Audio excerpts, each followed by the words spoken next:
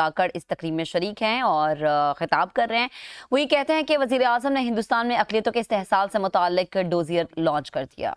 To the organized society, to the governments, to different model of governance.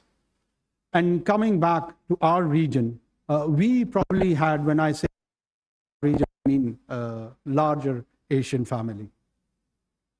We did also respond and we did design some of our own experiments from the Abbasis to Umayyads rules to Ottomans and Seljuks. How did we interact with the other side, if there is another side of particularly European continent? And when this journey more or less concluded post 14th century, the new Enlightenment and Renaissance deeply impacted and had implications for one another. And there how we sort of settled and which provided the foundation of this modern world or current civilization, which is primarily led by the advancement of the Western materialist world, and no denying the fact that they have done some marvelous achievements on the account of material progress. But at the same time, all these progresses have generated multiple or many conflicts around the world, around the globe, which in my opinion primarily is related to its question of identity, but that identity is in a subtle way shaped up and translated more in economic and political terms and the governance structure. And that masquerading and designing of a new governance arrangement has given birth to new challenges. And those challenges are enunciated into the agreed narrative of the global communication framework. You hear about non-state actors, state actors, as if they are all gospel truth and have divine sanctions behind such narrative. But they are the settled communicating tools for the current day and time. When we reach post-Second World War, when the decolonization almost finalized, other than few more years post-Second World War, early 60s was almost done with the decolonization. A new interaction and engagement between these nation states, which had its roots in their respective empires, and those empires converged and morphed into these nation states. They gave shape recently to the Cold War, and then post-1990 on the collapse of Soviet Union and the socialist system. It was cleverly linked with the triumph of democracy and the triumph of capitalism, and an era of unilateralism led by United States along with the rest of the Western Hemisphere, almost 2 decades. By the advent of millennium, I think so the realization of more of multilateralism grew, and that multilateralism and people started talking about, as we saw a new resurgent Russia, the rise of China, coming of India as a major economic power, forums later on like BRICS. So they all generated this new conversation and referral points about the multilateralism. Where do we fit in? Where do we fit in all of this saga? I think so we are a mid-sized country which has its own challenges deep-rooted in our history, in our own question of identity. Pakistan was craved out from a larger South Asian family on the basis of its identity as a faith-based group. A large time they craved out a new country for themselves. There were themes where people were for the creation of Pakistan, amongst the Muslim, and there were people who were not that much for the creation of Pakistan amongst the Muslims. The people associated with the Congress or Ulama Deoband and so on and so forth.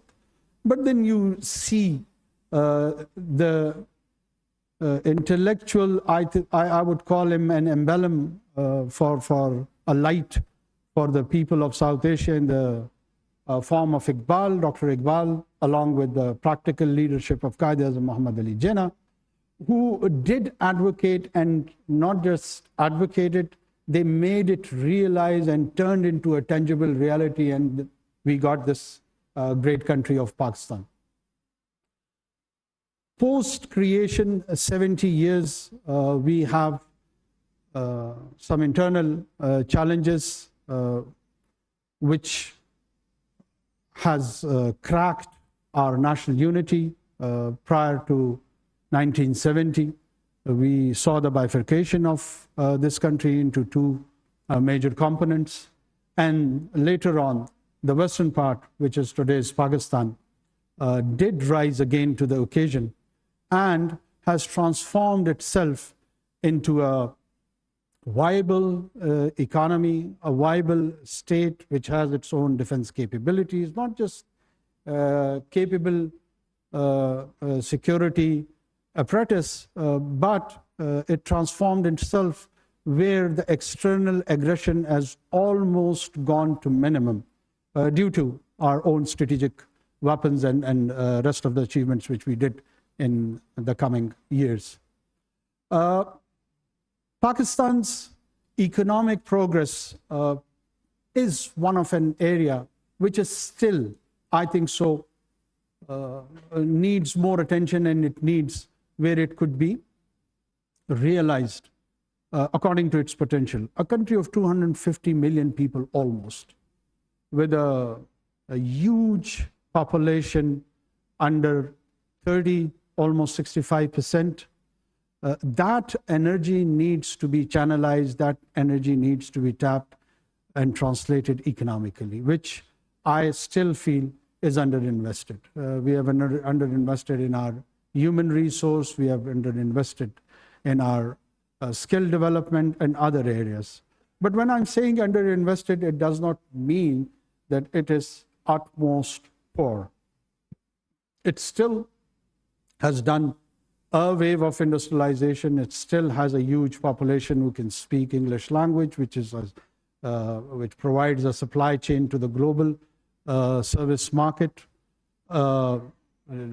responding to the domestic needs, and a very important diaspora around the Western Hemisphere, GCC countries, and other areas. So there is a sizable section of the population which is economically contributing and making this state viable. It is not that bad a story.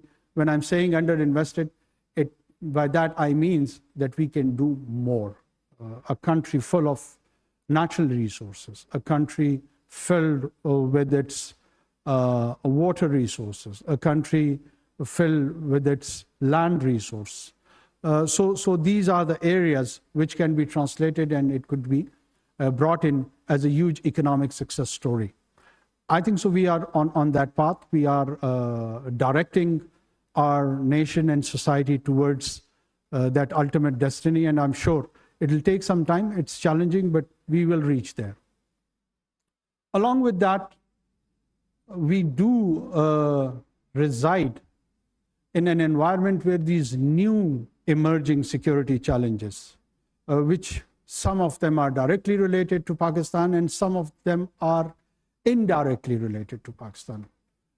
Creation of organization like Quad and Quad Plus. The prime target probably of Indo-Pacific strategy is not Pakistan in itself, but the rising China, or the so-called containment of China, and Pakistan being viewed as a strategic ally with that has its own implications for us. It does have challenges for us, and it has opportunities for our arch rival on the eastern side, India.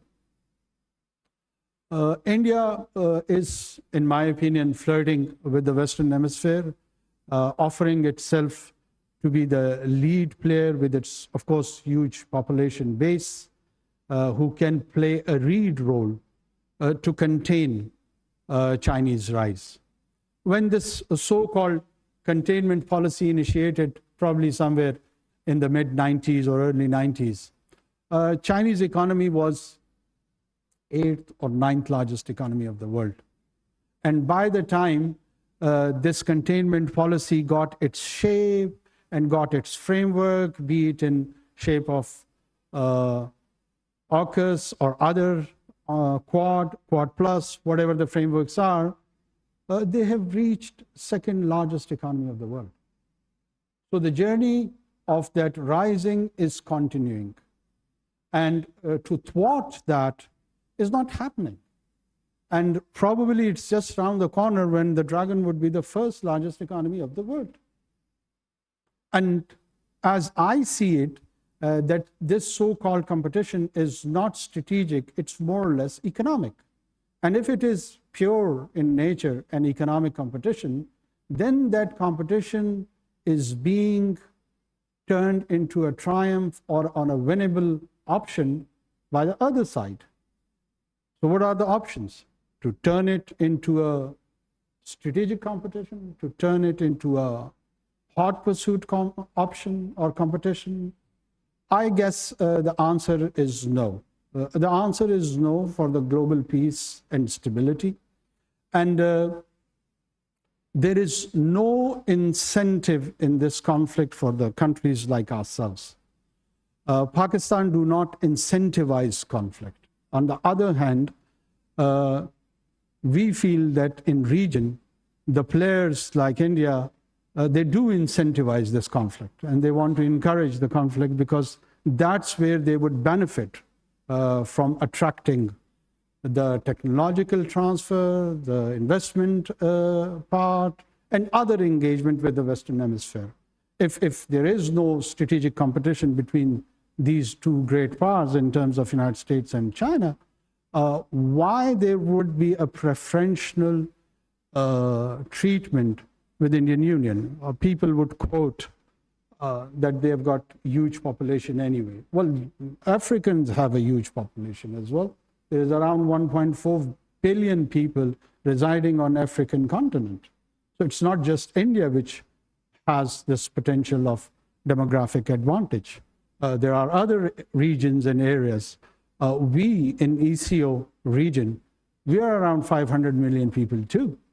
And the era is of connectivity, the talk is of corridors and bringing all the regions together. American continent on its own has got a huge potential and demography as well, from Latin to South America, from South to the rest of the American continent, North America. So they have got a region of their own. Until and unless we do not see that the kind of challenges which are emerging and offering itself to the current, if we take the framework of nation states, that these are the challenges which cannot be taken on their own either by one single power or even group of power. Let's say climate change. Can climate change be tackled or addressed on its own by United States of America or by European Union or by India in itself or by China or by the rest of the Asian countries or by South Americans? Of course not. अपने cricket moments में टपाल दानेदार के साथ picture लें, hashtag एक और cup के साथ शेयर करें और बनाएं इस वर्ल्ड कप को और भी exciting. Even sometime more than the military challenge. I mean, we have recently experienced this in the floods of Pakistan last year, that it brings more devastation than some small conflicts, or even people or scientists are anticipating they can bring more devastation than major conflicts. So what do? How do you respond to these challenges of climate change? Then there are economies which are contributing to their domestic economies on the basis or on the areas which are responsible for bringing this climate change disaster. How do you morph those economies where the mitigation can be addressed, and at the same time, this transformation of those economies is morphed into green economies? So the answer remains that there has to be some global coordination and cooperation on this account, at least.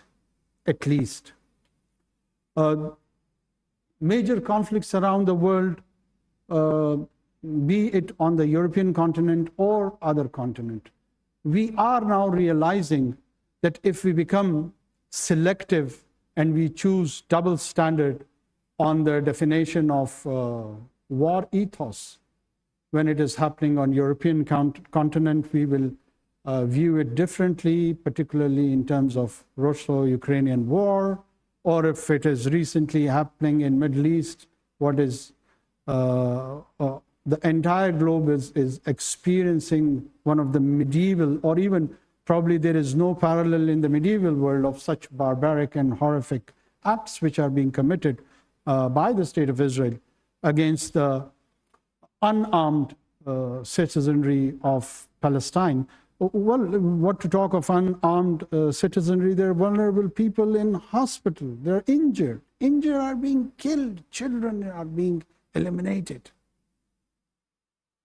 It's not of condemning one part or the other part. It is about those prime human values. How do you respond to killing of children? I've been challenged by a few of my Western diplomats here that, well, Israeli children have been also killed. Well, I wonder to that query that, fine, I accept this, that the killing of any children is condemnable, be it of any faith or origin. So how many Palestinian children have to be killed to appease and address that Israeli anger? 1, 5, 10, 500, 1,000, 4,700? Can they give us a number so we can satisfy those parents that, wait, some 10,000 children needed to be killed so that Israeli anger is addressed? This is unacceptable, utterly unacceptable. And the kind of narrative which is being trying to be generated is even more surreal and bizarre. So who would be defining those value system in terms of geographical context? If the conflict is on the European continent, the entire war definition, the international law perspective would be altogether different. I was going through an article in The Economist where they legally tries to rationalize the Israeli intervention in the Gaza Strip by giving pure legal jargons. And this was even a bigger shame. It is not at all about legality, and the entire legal structure of the world or the lawgivers, starting from divine to the parliament, has been that you have to provide a sense of justice. And the justice has to be felt and seen. The justice has to be, at least should have some semblance of objectivity. Nobody can rationalize the killing of 4,700 children. I've been saying this all along, that in human history, I've heard the killing of children on the advent of Moses' birth. The pharaohs ordered that all the children among the Bani Israel has to be killed, as he was feared that a child is going to be born and then he will challenge the authority of Pharaoh. And then ironically, I see the killing of children by the same people who claim and adhere to the value of Moses and claim that they do believe in his prophethood. there has to be some soul searching. And there has to be some honest soul searching. When we've been asked or we've been suggested to condemn a group, well, the more or less reason that there should be a Palestinian state, they should be primarily responsible to take on any challenges if it is coming from a Palestinian population. If you do not have a viable state, non-state actors would be there on their own, and they will take on all those narrative, and they'll take and champion the cause of the people, and they would respond according to the best of their judgment, and which at times wouldn't be in the best interest of the region or the people living on either side. But if you do have a framework, which you have for the rest of the world, and that is nation state, why deny these people the same framework on which the global order is surviving? Coming back to our own region, we do have a lot of opportunity to have connectivity from the Central Asia to West Asia to the Caucasus, and from here even there are opportunities to rest of the South Asia. But one of the prime area which is of main impediment is the issue of Kashmir. Kashmir is an area which deserves, which needs, which requires some serious attention.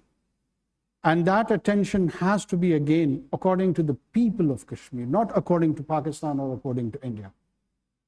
There are some living human beings who have their own aspirations for the last 70 years, and there are in millions. And the Forum of United Nations has promised them through its resolutions that they would look into their aspirations, political aspirations, and would seek and ask them that what is their political destiny and future, and that would depend on a plebiscite in which they would be asked, rather than Pakistan imposing a solution or India imposing a solution.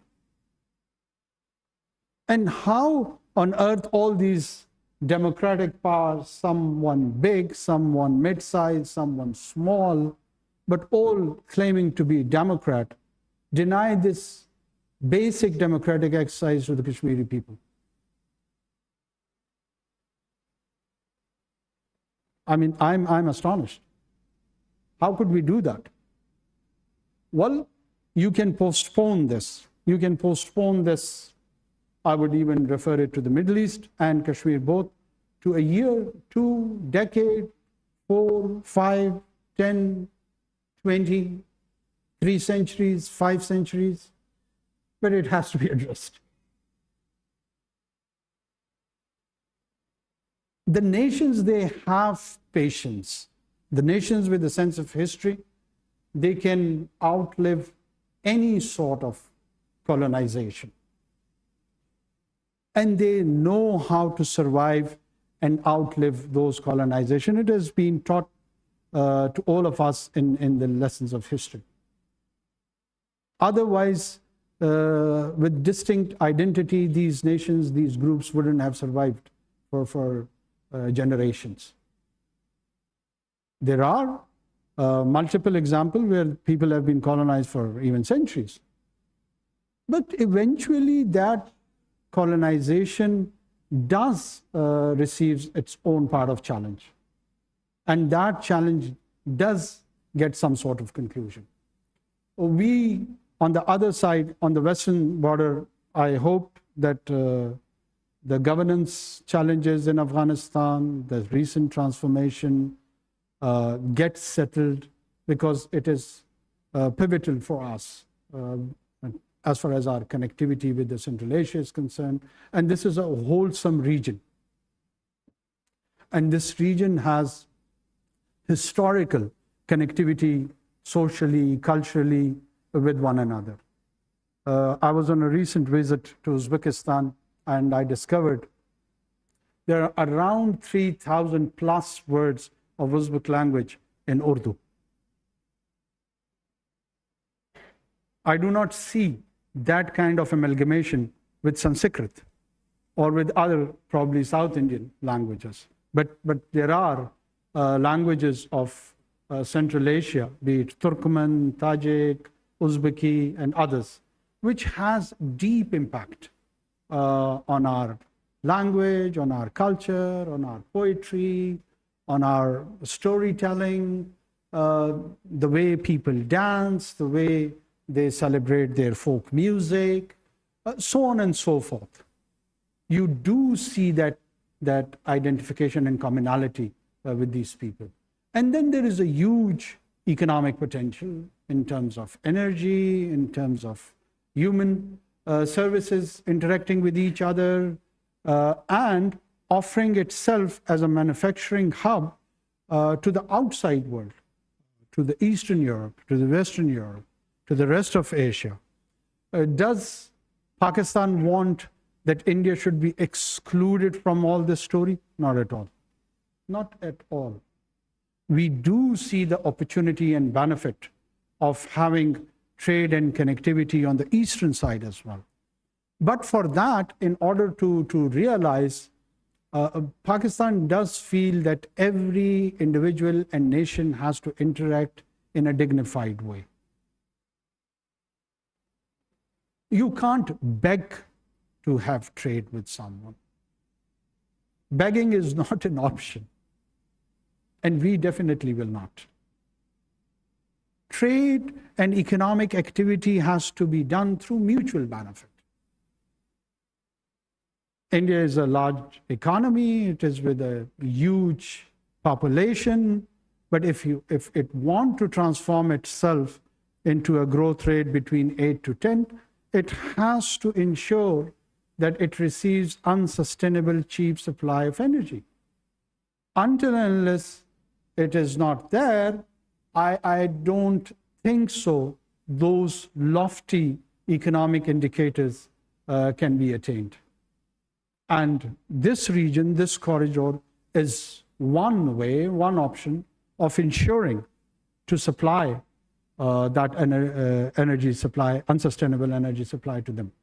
We are quite ready, we're quite open to such ideas.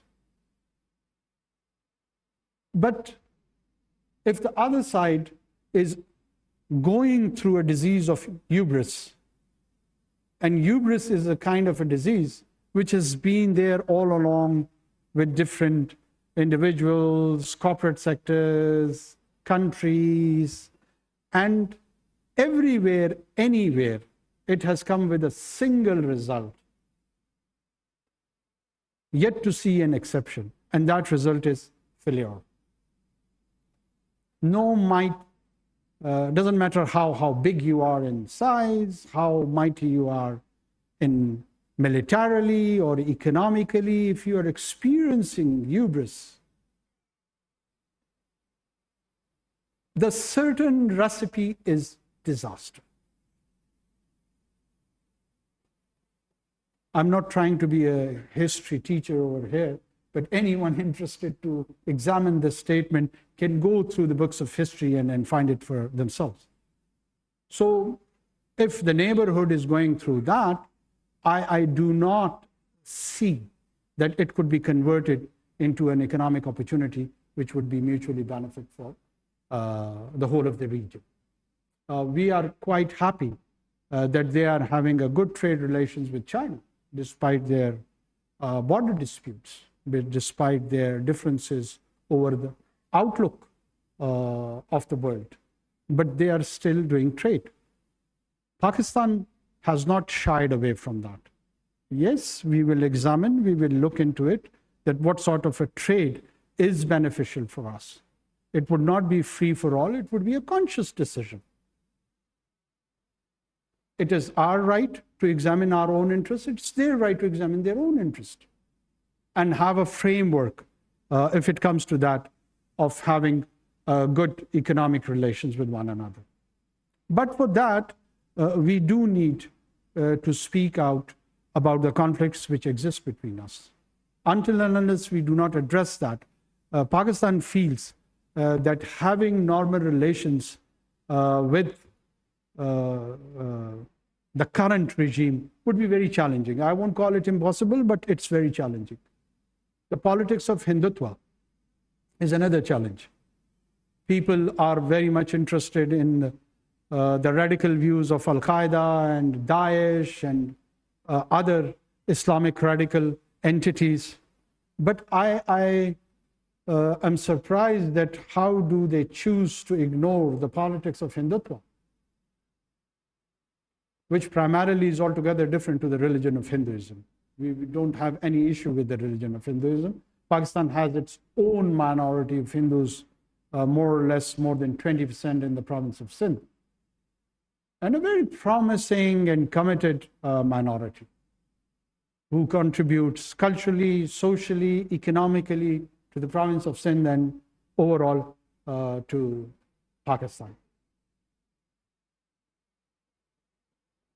Hindu amongst the Sikhs are one of the most beautiful, along with Christians, are a minority which cherishes its security, prosperity, and shares a common destiny with the rest of Pakistanis. If you go to the interior of Sindh, Seth is a word dedicated to identify Hindu commercial class. And they are socially well entrenched. They're politically well entrenched. They're economically well entrenched. So we don't have any issue with the religion of Hinduism. It's the idea of Hindutva which pronounces itself and targets specially and specifically two major monotheist religions, and that is Islam and Christianity. And according to them, a few centuries back, some outsiders came and they converted the indigenous population to the following of Islam and Christianity, and they have to be reverted back if they have got any right to exist as a citizenry. And they have legislated for that account by the name of Ghar Wapsi movement.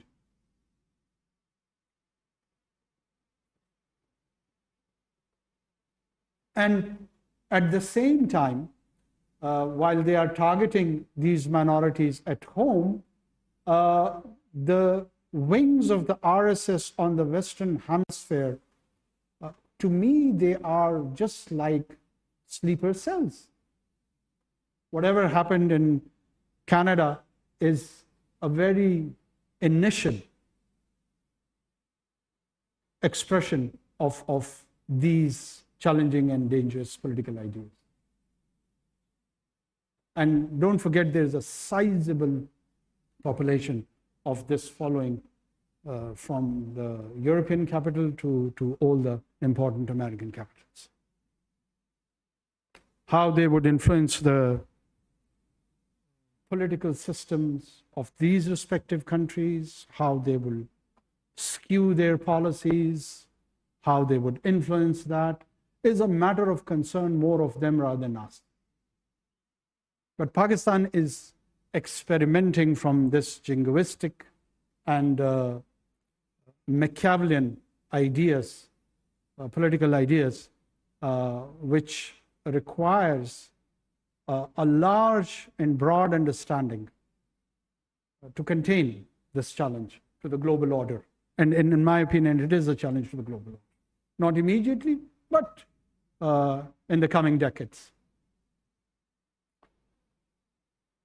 I will conclude here on the general outlook of the security, last few lines on our domestic security. Pakistan does have a challenge from the non-state actors within, which we are fully realizing, preparing to respond to this challenge, be it in the religious-inspired violence or ethnic-inspired violence in the province of Balochistan and Khyber Pakhtunkhwa, particularly and generally to the rest of Pakistan. We raise our own taxes. We have our own security capability to respond to that. We don't have to rely on the outside security apparatus to take on these challenges. We don't need any tangible and practical support from the outside world. Well, the coordination and the cooperation on different multilateral forums, I'm not denying that. But in terms of, I'm referring more of a failed or a dysfunctional state, which does require a security apparatus from the outside to take on such challenges. Thank God that is not the case in Pakistan. Pakistan is very much confident, self-reliant, who can take on these challenges. Yes, we have political dissents on these views. There is political polarization in the country where I again would feel it is also very healthy that people do take different perspective on these issues, on the genesis of it, on the conclusion of it, and how to approach about it. But at the end of the day, the state apparatus is very much in place. No matter who runs the government, he or she can rely on the same apparatus who can take on all these challenges, which is a good news. Economically, I just hinted, Pakistan, along with the mineral potential of the Balochistan province and some in the KP and Gilgit-Baltistan also, has got this huge potential where it can have that historical big push, which the economic philosopher or historian would call it. We are waiting for that big push of ours. Once it gets it, it will go towards the transformation of modernization of its society and infrastructure, which has a lot of opportunity and challenges, of course, both. I will conclude here and probably would allocate some time to Q&A and have more of interactive session from here on. Thank you. Thank you so much. निगरां वज़ीर आज़म अनवारुल हक काकड़ तकरीब से खिताब कर रहे थे इस्लामाबाद में। उनका ये कहना है कि पाकिस्तान खित्ते में अमन का ख्वाह है, रियासतों में मुकाबला स्ट्रेटेजिक नहीं मुआशी तौर पर होता है। भारत